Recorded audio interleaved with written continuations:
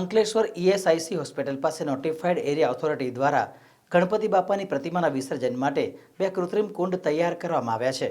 આ કૃત્રિમ કુંડમાં 8 ફૂટ સુધીની પ્રતિમાઓનું વિસર્જન કરી શકાશે. અંકલેશ્વર નોટિફાઈડ એરિયા વિસ્તારમાં દર વર્ષની જેમ આ વર્ષે ઈએસઆઈસી હોસ્પિટલ પાસે ગણેશ વિસર્જન માટે બે કૃત્રિમ કુંડની નિર્માણની કામગીરી પૂર્ણ કરવામાં આવી છે. નોટિફાઈડ એરિયા દ્વારા ઉદ્યોગ મંડળ, ડીપીએમસી, ફાયર વિભાગ, જીઆઈડીસી પોલીસના સહયોગથી વિસર્જનને વિઘ્નરહિત અને સુરક્ષિત રીતે પાર પાડવા માટે બે કૃત્રિમ કુંડ તૈયાર કરવામાં આવ્યા છે.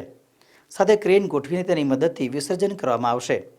આ કૃત્રિમ કુંડમાં 8 ફૂટ સુધીની મૂર્તિનું વિસર્જન કરવામાં આવશે અને વૈજ્ઞાનિક ઢબે વિસર્જનની પ્રક્રિયા હાથ ધરવામાં આવશે. Byte Bhupendra Patel, chairman, social welfare. Ankleshwar industry association તેમજ નોટિફાઈડ એરિયાના સંયુક્ત પહેલાંથી આપણે અંકલેશ્વર જીઆઈડીસીમાં બે કૃત્રિમ કુંડ બનાવેલા છે ગણપતિ બાપાના વિસર્જન માટે.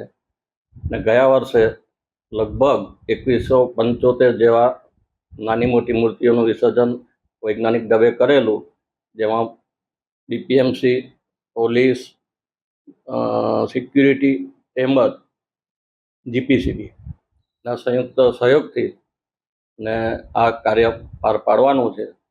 એનો વૈજ્ઞાનિક ઢબે આપણે નિકાલ કરીશું.